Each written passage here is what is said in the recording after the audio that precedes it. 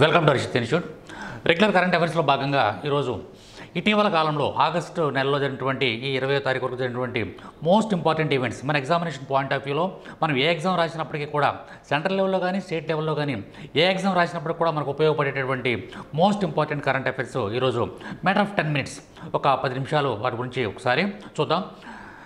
1 by 1. First question, MUDA scam ఇటీవల వార్తల్లో కనిపించింది. ఇది ఏ రాష్ట్రానికి సంబంధించింది? మీ అందరికీ కూడా ప్రతిరోజు ఎవరైతే న్యూస్ పేపర్ ఫాలో అవుతుంటారో తప్పనిసరిగా ముడా స్కామ్ అనేది ఇది చాలా పవర్ఫుల్ MUDA ముడా అనేటువంటి స్కామ్ ఒక రాష్ట్రానికి అడగలాడిస్తుంది. ఒక రాష్ట్ర ముఖ్యమంత్రిని అరెస్ట్ చేస్తుంది. ఆ రాష్ట్ర ముఖ్యమంత్రి ఈ యొక్క ముడా స్కామ్ వల్ల కటకటాలు పాలవుతున్నాడు. ఈ ముడా స్కామ్ ప్రతిరోజు కూడా ప్రతి పేపర్లో ఇది రావడం అనేది జరుగుతుంది. ఇది ఏ రాష్ట్రానికి సంబంధించింది? ఇక్కడ మనకి అసలు ముడా అంటే అర్థం ఏంటి? ముడా MUDA ముడా. ఇక్కడ మనకి అడిగిన క్వశ్చన్ ఏంటంటే MUDA scam recently seen in the news is associated with which state? ఏ రాష్ట్రానికి సంబంధించింది? 4 ఆప్షన్స్ ఉన్నాయి ఇక్కడ మనం. 1 కర్ణాటక, 2 మహారాష్ట్ర, 3 కేరళ, 4 తమిళనాడు. ఈ 4 రాష్ట్రాల్లో ఏ రాష్ట్రానికి సంబంధించినటువంటి అంశమో అని చెప్పేసి చెప్పడం జరుగుతుంది. యాక్చువల్ చెప్పాలంటే the right answer is Karnataka సంబంధించినటువంటి అంశంగా దీన్ని మనం చెప్పుకోవచ్చు. అసలు ముడా అంటే ఏంటి? Mysore urban development authority. Mysore urban development అథారిటీని ఏమంటామంటే ముడా అని చెప్పేసి అంటాం. ఈ ముడా స్కామ్లో ఎవరంటే కర్ణాటక ముఖ్యమంత్రి అయినటువంటి సిద్ధరామయ్య, ఆయన యొక్క భార్య పార్వతి ప్రధాన పాత్ర వహించడం అనేది జరుగుతుంది. యాక్చువల్గా వాళ్ళు కొంత భూమిని సేకరించారు. పేద ప్రజలకు కొంత భూమిని సేకరించారు. ఆ సేకరించినటువంటి భూమిలో అత్యంత విలువైనటువంటి 14 ఫ్లాట్లని వీళ్ళ సొంతం చేసుకున్నారని చెప్పేసి ఆరోపణలు రావడం అనేది జరిగింది. అంటే ఇక్కడ land scam, it is a land scam, అతి పెద్ద ల్యాండ్ స్కామ్గా, అంటే వాళ్ళ సొంతానికి కొంత భూమిని తీసుకున్నారని చెప్పేసి ప్రతిపక్ష వాళ్ళు చెప్పడం జరిగింది. ఈ విషయంలో ఎంక్వైరీ చేసిన తర్వాత ఈయన ఏ పరిస్థితి ఉందంటే ఇప్పుడు ప్రజెంట్ కర్ణాటకలో ఈయన తీసుకెళ్లి జైల్లో పెట్టేటువంటి పరిస్థితి అనేది ఇక్కడ మనకి కనిపిస్తుంది. సరే, ఏదేమైనప్పటికీ కూడా మన కరెంట్ అఫైర్స్ పార్ట్లో మనకు కావాల్సినటువంటి బిట్ ఏంటంటే ముడా అనేటువంటి స్కామ్ దేనికి సంబంధించింది? ల్యాండ్ రిఫార్మ్స్, మనకి ల్యాండ్ ఇష్యూ, భూమికి సంబంధించినటువంటి అంశం, అది గుర్తుంచుకోవాలి. ఇది ఏ రాష్ట్రానికి సంబంధించింది? కర్ణాటక రాష్ట్రానికి సంబంధించింది. ఇది ముడా అంటే అర్థం ఏంటి? మైసూర్ అర్బన్ డెవలప్మెంట్ అథారిటీ అని గుర్తుంచుకోవాలి. నెక్స్ట్, కర్ణాటక యొక్క సీఎం ఎవరో? సిద్ధరామయ్య. ఆయన యొక్క భార్య అయినటువంటి పార్వతి. వీళ్ళిద్దరూ ప్రధాన నిందితులుగా ఉన్నారు. వీరు ఇప్పుడు ఉన్నటువంటి పరిస్థితులను బట్టి వాళ్ళకి శిక్ష పడేటువంటి అవకాశం కనిపిస్తుంది. కాబట్టి బిట్ ఏంటంటే ముడా అనేది కర్ణాటక రాష్ట్రానికి సంబంధించినటువంటి అంశం. నెక్స్ట్ బిట్ చూద్దాం. ఇక్కడ మనకి సరోగసీ చట్టం అనేది ఇటీవల కాలంలో వార్తల్లో ఎక్కువగా రావడం అనేది జరుగుతుంది. ఈ యొక్క సరోగసీ చట్టం 2021 ప్రకారం సరోగసీకి అర్హత పొందేందుకు ఉద్దేశించిన జంటకు క్రింది షరతులలో ఏమి అవసరమో. ఇక్కడ మనకి ఏమంటాయంటే కొన్ని షరతులు ఉంటాయి. సరోగసీ కపుల్ అని చెప్పేసి అంటాం. సరోగసీ కపుల్ అంటే అసలు సరోగసీ అంటే ఏంటంటే అద్దె గర్భాన్ని అద్దెకిస్తారండి. ఇక్కడ మనకి ఏమవుతుందంటే గర్భాన్ని అద్దెకిచ్చి ఆమె ద్వారా ప్రసవించడం అనేది జరుగుతుంది. ఆవిడ ద్వారా బిడ్డను కనడం అనేది జరుగుతుంది. అద్దె గర్భాలను మనం ఏమంటే సరోగసీ విధానం అని చెప్పేసి అంటాం. జనరల్గా మనకి అందరికీ తెలిసినటువంటి అంశమే. ఇప్పుడు వాడు అడిగిన ప్రశ్న ఏంటంటే, ఇక్కడ మనం అనుకున్న ప్రశ్న ఏంటంటే, ఈ సరోగసీ యాక్ట్ 2021 ప్రకారం ఎటువంటి కండిషన్స్ ఉండాలి? వైఫ్ అండ్ హస్బెండ్ ఎటువంటి కండిషన్స్ ఉండాలి? Which of the following conditions are necessary for an intending couple to be eligible for surrogacy under the surrogacy regulating act 2021 regulating act ప్రకారం వాళ్ళిద్దరు కపుల్కి ఎటువంటి రూల్స్ అండ్ రెగ్యులేషన్స్ ఉండాలి? వాటిలో మనకి ఏది సరైనది ఏది కానిది ఒకసారి చూద్దాం. ఏవి అవసరం, షరతుల్లో ఏవి అవసరం అంటే ఏది కావాల్సి ఉంటుంది అని చెప్పేసి అంటే ఫస్ట్ ఏమంటే దంపతులు కనీసం ఒక బిడ్డను కలిగి ఉండాలి అనేది ఇక్కడ మనకి ఫస్ట్ ఆప్షన్గా మనం చెప్పుకుంటున్నాం. ఫస్ట్ ఆప్షన్లో మనకి అంటే వాళ్ళిద్దరు దంపతులు ఎవరైతే సరోగసీ అంటే ఒక భర్త ఒక భార్య గర్భాన్ని అద్దెకిస్తుంది. భర్త భార్య వాళ్ళకి ఒక బిడ్డ ఉంటే కనుక వాళ్ళు సరోగసీ అంటే వేరొకళ్ళ యొక్క అండాన్ని తనలో ప్రవేశపెట్టుకుని ఆవిడ గర్భం దాల్చి ఆవిడే జన్మనివ్వచ్చు అని చెప్పేసి అంటుంది. కానీ ఇది పూర్తి స్థాయిలో రాంగ్. ఎందుకంటే సరోగసీ ఎవరైతే ఏ స్త్రీ అయితే తన గర్భాన్ని అద్దెకిస్తుందో ఆ స్త్రీకి ఎటువంటి పరిస్థితులను కూడా ఆరోగ్యకరమైన బిడ్డలు ఉండకూడదు. ఇక్కడ మనకి అంతే కాబట్టి బిడ్డ ఉండకూడదు, ఒకటి ఫస్ట్ పాయింట్. రెండోది, ఒకవేళ ఉన్నప్పటికీ కూడా వాళ్ళు మానసిక వైకల్యం కలిగి ఉన్నట్లయితే, ఆమెకు పుట్టినటువంటి పిల్లలు కనుక మానసిక వైకల్యం కనుక ఉన్నట్లయితే అటువంటి ఆమెకి మళ్ళీ సరోగసీ ఇచ్చుకునే అవకాశం ఉంది. కాబట్టి ఆప్షన్ ఏ అనేది రాంగ్. అలాగే మనకి అద్దె తల్లి, ఆవిడ ఏమంటాం మనం? అద్దె తల్లి అని చెప్పేసి అంటాం. అద్దె తల్లి తన గార్మెంట్ దానం చేయడానికి సిద్ధంగా ఉండాలి. ఇది కూడా మనకి రాంగ్ అని చెప్పుకోవచ్చు. మూడో చూసుకున్నట్లయితే దంపతులు సముచిత అధికారం నుండి అవసరాల సర్టిఫికేట్ మరియు సర్టిఫికేట్ ఆఫ్ ఎలిజిబిలిటీ రెండింటినీ పొందాలి. ఇక్కడ మనకి మూడోది కనుక మనం జాగ్రత్తగా అబ్జర్వ్ చేసినట్లయితే వాడు ఏమంటారంటే the couple should obtain both certificate of necessity and certificate of eligibility. ఇక్కడ మనకి రెండు సర్టిఫికెట్లు ఉండాలి. ఎవరైతే అద్దె గర్భం ఇవ్వాలనుకుంటున్నారో ఆ భార్యాభర్తలు ఇద్దరు కూడా ప్రభుత్వం దగ్గర నుంచి రెండు రకాల సర్టిఫికెట్లు తీసుకోవాలంటున్నాడు. ఏంటో సర్టిఫికెట్లో certificate of necessity, certificate of eligibility. కాబట్టి the couple should obtain both certificate of necessity and certificate of eligibility from the appropriate authority. కాబట్టి ఇది మనకి సి.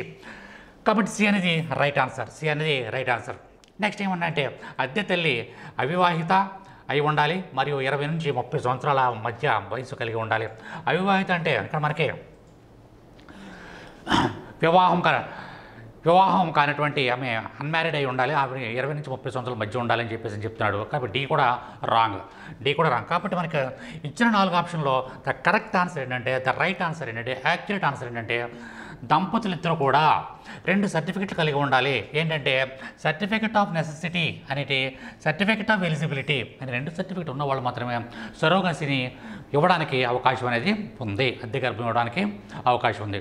కాబట్టి ఇటీవల కాలంలో వార్తల్లో ఇది రీసెంట్గా వచ్చినటువంటి అమెండ్మెంట్ కాబట్టి మన ఎగ్జామినేషన్ పాయింట్ ఆఫ్ వ్యూలో సివిల్ సర్వీస్ దగ్గర నుంచి లాస్ట్ ఎగ్జామ్ వరకు కూడా, చిన్న ఎగ్జామ్ వరకు కూడా ఇటువంటి బిట్స్ అడుగుతాడు. ఎందుకంటే లేటెస్ట్ చట్టం రావడం జరిగింది కాబట్టి. సరే, నెక్స్ట్ బిట్ చూద్దాం. ఇటీవల పేటంగాన్ షిన్వత్రా ఏ దేశానికి అత్యంత చిన్న వయస్కురాలైనటువంటి వయస్కురాలైనటువంటి ప్రధానమంత్రి అయ్యారు. ఇటీవల కాలంలో చూసుకున్నట్లయితే ఒక దేశానికి ఇక్కడ మనకి అతి చిన్న వయసులోనే ఆమె ఆ దేశ ప్రధాని కావడం అనేది జరిగింది. అది ఏ దేశానికి సంబంధించినటువంటి అంశమో అని చెప్పేసి ఇక్కడ చెప్పడం జరుగుతుంది. ఇక్కడ షిన్వాత్రే, సింపుల్గా చెప్పాలంటే ఆమె పేరు ఏం పేరంటే షిన్వాత్రా అని చెప్పేసి చెప్పుకోవచ్చు. Recently Paetongtarn Shinawatra became the youngest prime minister of which country. ఒకవేళ ఆ దేశాల యొక్క పేర్లు మనకి Indonesia, Vietnam, Thailand, Egypt, Malaysia, Singapore ఆ దేశాల పేర్లు కొంచెం మనం పలకడానికి కష్టంగా ఉన్నట్లయితే కనీసం దాంట్లో ఒక పార్ట్ అయినా సరే మనం గుర్తుంచుకోవాలి తప్పనిసరిగా. సరే, షిన్వాత్రే ఇటీవల కాలంలో ఆమె అతి చిన్న వయసులోనే ఆ దేశానికి ప్రధానిగా ఎన్నిక కావడం జరిగింది. ఎప్పుడైనా సరే మీరు బాగా గుర్తుంచుకోండి, కరెంట్ అఫైర్స్లో కాంపిటేటివ్ ఎగ్జామ్లో ఏ దేశం యొక్క ప్రధాని అయినా సరే మారినట్లయితే ఆ యొక్క బిట్టిని వాడు కంపల్సరీ అడుగుతాడు.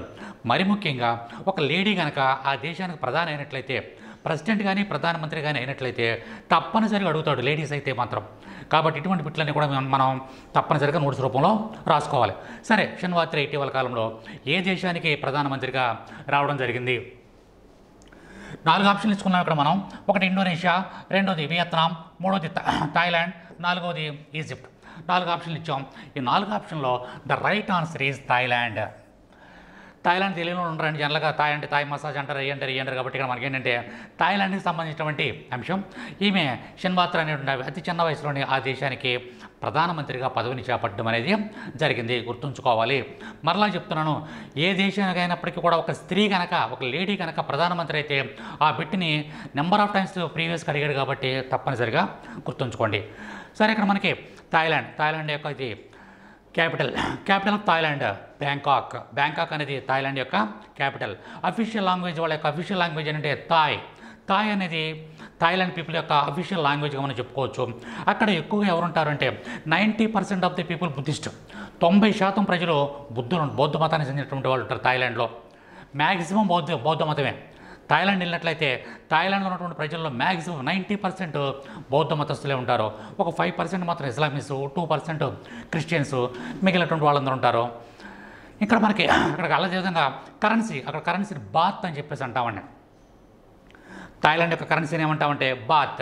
కాబట్టి ఆ దేశ ప్రధాని మారినప్పుడు ఆ దేశం గురించి దాని యొక్క డేటా కూడా కొంత సంపాదించుకోవాలి. కరెన్సీ బాత్ అంటాం, పీపుల్ బుద్ధిస్ట్లో, అక్కడ లాంగ్వేజ్ థాయ్, అక్కడ ఉన్నటువంటి దాని యొక్క capital Bangkok is the capital of Thailand.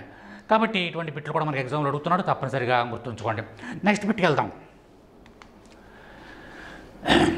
రాష్ట్ర శాసనసభను రద్దు చేసేందుకు ఇక్కడ మనకి ఈ క్రింది వాటిలో ఏ రాజ్యాంగ ఆర్టికల్ ఇక్కడ మనకి ఫస్ట్ చూద్దామండి. క్రింది వాటిలో ఏ రాజ్యాంగ ఆర్టికల్ రాష్ట్ర శాసనసభను రద్దు చేసేందుకు గవర్నర్ అనుమతిస్తారు అని చెప్పేసి అని అనడం జరుగుతుంది. Which of the following constitutional article allows the governor to dissolve the state legislative assembly. State legislative అసెంబ్లీని ఇప్పుడు ఎందుకంటే చాలా రాష్ట్రాల్లో అస్తవ్యస్తమైనటువంటి పరిస్థితి ఉంది. ఈ పరిస్థితుల్లో గవర్నర్కి రాష్ట్రాన్ని రద్దు చేసేటటువంటి అధికారం ఏ ఆర్టికల్ ద్వారా వస్తుంది? ఎందుకంటే ఇప్పుడు ఇది పాలిటికల్ సార్, ఇది మన కరెంట్ అఫైర్స్లో ఏ విధంగా భాగం అని చెప్పేసి మనకు డౌట్ రావచ్చు. కానీ దీని మీద వివాదం జరుగుతుంది. ఒక రాష్ట్రం యొక్క గవర్నమెంట్ రద్దు చేయొచ్చా, గవర్నరు రద్దు చేసే అధికారం ఉందా అనేటువంటిది ఇప్పుడు బర్నింగ్ టాపిక్. అది బర్నింగ్ టాపిక్ కాబట్టి అనేక రాష్ట్రాల్లో అస్తవ్యస్తంగా, కొన్ని రాష్ట్రాల్లో కాంగ్రెస్ ఉంది, కొన్ని రాష్ట్రాల్లో బీజేపీ ఉంది, కొన్ని రాష్ట్రాల్లో ప్రాంతీయ పార్టీలు ఉన్నాయి. ఇటువంటి పరిస్థితుల్లో ఈ యొక్క ఆర్టికల్ అనేది మనకు చాలా ఇంపార్టెంట్. ఇప్పుడు బర్నింగ్ టాపిక్ అనమాట. కాబట్టి which of the following constitutional article allows the governor to dissolve the state legislative assembly. ఇక్కడ మనకి 4 ఆర్టికల్ ఇచ్చుకున్నాం. Article 85, article 174, article 356, article 343. ఏ ఆర్టికల్ ప్రకారం, మరలా చెప్తున్నా, ఏ ఆర్టికల్ ప్రకారం గవర్నరు ఒక రాష్ట్రం యొక్క శాసనసభను అంటే ముఖ్యమంత్రి, మంత్రిమండలి మొత్తం ఒక రాష్ట్ర శాసనసభను రద్దు చేస్తాడని చెప్పేసి నేను చెప్పడం జరుగుతుంది. అయితే ఇక్కడ మనకి ఈ రెండు కూడా మనకి చాలా చాలా ఇంపార్టెంట్ అండి. ఆర్టికల్ 85, ఆర్టికల్ 174 గుర్తుంచుకోండి. బర్నింగ్ టాపిక్ ఇది మనకి ప్రజెంట్ పాలిటీ పార్ట్లోనే కాదు, మనకి కరెంట్ పాలిటీ. ఇది ఖచ్చితంగా ఇది కరెంట్ పాలిటీ. అటు పాలిటీ పార్ట్లో కానీ ఇటు మనకి కరెంట్ అఫైర్స్ పార్ట్లో కానీ ఇది బర్నింగ్ టాపిక్. ఇక్కడ ఒక రాష్ట్ర గవర్నర్ రాష్ట్ర ప్రభుత్వాన్ని రద్దు చేసిన, రాష్ట్ర శాసనసభ రద్దు చేసిన article and article 174 as well as article 85 to the president అయితే మాత్రం ఆర్టికల్ 85 ప్రకారం అక్కడ శాసనసభని, అక్కడ పార్లమెంట్లో ఉన్నటువంటి లోక్సభని రద్దు చేయడం అనేది జరుగుతుంది. ఇక్కడ శాసనసభను మాత్రం ఆర్టికల్ 174. కాబట్టి ఈ రెండు కూడా కోయిన్సైడ్. ఒకటేమో 85 గుర్తుంచుకోవాలి సెంట్రల్ లెవెల్, స్టేట్ లెవెల్ అయితేనేమో 174 గుర్తుంచుకోవాలి. రెండు ఆర్టికల్స్ కూడా మనకి చాలా ఇంపార్టెంట్. నెక్స్ట్ ఇప్పుడు చూద్దాం. సూర్య సమకాలిక కక్షలో small satellite launch vehicle SSLV గరిష్ట పేలోడ్ సామర్థ్యం ఎంత? What is the maximum payload capacity of a small satellite launch vehicle SSLV అని చెప్పేసి అంటాం. SSLV in sun synchronous orbit అని చెప్పేసి అంటారు. మరలా ఒకసారి చెప్తాను చూడండి. మనకి ఏంటంటే సన్ సింక్రోనస్ ఆర్బిట్కి వెళ్ళాలి అంటే అంటే సూర్యుడి దగ్గరికి ఆ ప్రాంతాలకు ఉన్నటువంటి ఆ సర్కిల్లోకి వెళ్ళాలంటే ఎంత వెయిట్ వరకు కూడా ఆ యొక్క small satellite launch vehicle SSLV మోసుకుపోగలదు. SSLV small satellite launching vehicle. ఇది మనకి కరెంట్ సైన్స్ అండ్ టెక్నాలజీ ఇటీవల కాలంలో ప్రకటించారండి. దీన్ని ప్రయోగించడం అనేది జరిగింది. స్మాల్ శాటిలైట్ లాంచ్ వెహికల్ని ఇటీవల కాలంలో ప్రయోగించడం జరిగింది. కాబట్టి సన్ సింక్రోనస్ ఆర్బిట్కి వెళ్ళాలంటే ఎన్ని కేజీల వరకు అది మోసుకుపోగలదు అని చెప్పేసి ఇక్కడ మనకి బిట్. వాటిలో మనకి 200 kgs అండ్ 300, 500 అండ్ 700 kgs అంతవరకు తీసుకెళ్ళగలంటే అది the right answer is 300 kgs. 300 కిలోల వరకు కూడా అది తీసుకెళ్ళగలదు. మరలా ఒకసారి చెప్తున్నాను bit. What is the maximum payload capacity of small satellite launch vehicle SSLV in sun synchronous orbit అంటే ఆన్సర్ ఈజ్ 300 kgs వరకు అది మోసుకొని వెళ్ళగలదు. కాబట్టి ఈ డేటా అంతా కూడా తప్పనిసరిగా గుర్తుంచుకోండి. నెక్స్ట్ మనం ఏ రోజు చెప్పుకున్నాం, ప్రతిరోజు కరెంట్ అఫైర్స్ కూడా మనకి ఎగ్జామినేషన్ పాయింట్ ఆఫ్ వ్యూ చాలా చాలా ఇంపార్టెంట్. తప్పనిసరిగా మీరు చూడండి. ఈ వీడియోస్ని చూసిన తర్వాత లైక్ చేయడం మర్చిపోతూ తప్పనిసరిగా లైక్ చేయండి. ఈ వీడియోస్ అన్నీ కూడా మీ ఫ్రెండ్స్ అందరూ కూడా షేర్ చేయండి. అలాగే మన యొక్క ఛానల్ని తప్పనిసరిగా సబ్స్క్రైబ్ చేయండి. సరే, ఇంకా మనకి ఈరోజు క్వశ్చన్ ఆఫ్ ద డే. ప్రతిరోజు కూడా మీకు క్వశ్చన్ ఇస్తున్నాను నేను. ఆ క్వశ్చన్కి ఆన్సర్ కామెంట్ రూపంలో తెలియచేయండి. ఇటీవల ప్రపంచంలోని పురాతన క్యాలెండర్ను ఏ దేశంలో కనుగొనబడింది? ఇప్పటి వరకు ఉన్నటువంటి క్యాలెండర్, చాలా రకాల క్యాలెండర్లు ఉంటాయి. కానీ రీసెంట్గా అస్సలు మానవ జాతి పుట్టిన తర్వాత వచ్చినటువంటి క్యాలెండర్లు అన్నింటిలో కూడా అత్యంత పురాతనమైనటువంటి క్యాలెండర్ ఇటీవల కాలంలో కనుగొన్నారు. ఎక్కడ కనుగొన్నారని పెట్టి ఇక్కడ మనకి మరలా చెప్తున్నాను. Recently the world's oldest calendar has been discovered in which country అనేది ఇక్కడ మనకి మీకు నేను ఇచ్చినటువంటి టాస్క్ అనమాట. దాంట్లో Egypt, Turkey, Iran and Iraq 4 ఆప్షన్లో ఏ ఆప్షన్ రైట్ అనుకుంటున్నారో దాన్ని తప్పనిసరిగా మా ఎంకరేజ్మెంట్ కోసం మన హర్షిత్ ఇన్స్టిట్యూట్ యూట్యూబ్ ఛానల్ని సబ్స్క్రైబ్ చేసుకోండి, లైక్ చేయండి, అలానే షేర్ చేయండి.